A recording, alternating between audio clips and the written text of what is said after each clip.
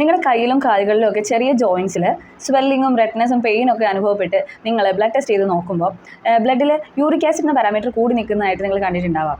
ഈ അസുഖത്തെയാണ് ഗൗട്ട് എന്ന് വിളിക്കുന്നത്. നമ്മുടെ ബോഡിയിൽ പ്യൂറിൻ എന്ന് പറയുന്ന ഒരു കെമിക്കൽ സബ്സ്റ്റൻസ് ഉണ്ട്. നോർമലി തന്നെ നമ്മുടെ ബോഡിയിൽ അത് പ്രസൻ്റ് ആണ്. എന്നത് കൂടാതെ നമ്മൾ കഴിക്കുന്ന ചില ഫുഡ് വഴിയും ഡ്രിങ്ക്സ് വഴിയും ഒക്കെ അമിതമായി ഈ പ്യൂറിൻസ് നമ്മുടെ ബോഡിയിലോട്ട് എത്തുന്നു.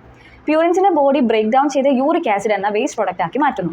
ഇവ ഒരു വേസ്റ്റ് പ്രൊഡക്റ്റ് ആയതുകൊണ്ട് തന്നെ ഇത് കിഡ്നി ഇടപെട്ട് അതിനെ യൂറിനാക്കി പുറത്തോട്ട് എക്സ്ക്രീറ്റ് ചെയ്യപ്പെടുന്നു. ഇതാണ് നോർമൽ ബോഡി ഫിസിയോളജി. എന്നാൽ യൂറിക് ആസിഡ് കൂടുതലായിട്ട് കാണപ്പെടുന്ന വ്യക്തികളിൽ എന്ത് സംഭവിക്കും? ഈ യൂറിക് ആസിഡ്സ് ചെറിയ ക്രിസ്റ്റൽസ് ആയിട്ട് നമ്മുടെ ഹാൻഡ്സിലും അതുപോലെ ഫീറ്റിലും ഉള്ള ചെറിയ ജോയിൻസിലെ അവയിൽ ഡിപ്പോസിറ്റഡ് ആയിപ്പെടുന്നു. ഡിപ്പോസിറ്റഡ് ആയിട്ട് തന്നെ അവിടെ ചെറിയ സ്വെല്ലിങ്ങും ഇൻഫ്ലമേഷനും റെഡ്നെസ്സും ഒക്കെ വന്ന് ഒരു പെയിൻഫുൾ ആർത്രൈറ്റിസ് ആയിട്ട് മാറുന്നു. ഇതാണ് ഗൗട്ട് എന്ന കണ്ടീഷൻ.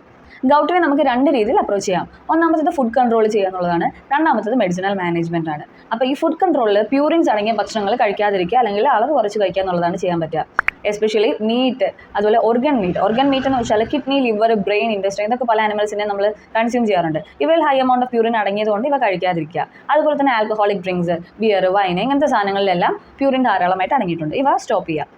അതുപോലെ നമ്മൾ ഇഷ്ടം പോലെ വെള്ളം കുടിക്കുക എന്നുള്ളതാണ്. മറ്റൊന്നും കൊണ്ടല്ല, യൂറിക് ആസിഡ് കൂടിക്കഴിഞ്ഞാൽ യൂറിക് ആസിഡ് സ്റ്റോൺസ് കിഡ്നിയിൽ ഫോം ചെയ്യാൻ സാധ്യതയുണ്ട്. അപ്പോൾ ഇവ വരാതിരിക്കാനും വന്നാൽ മാറാനുമായിട്ട് ധാരാളമായി വെള്ളം കുടിക്കുക.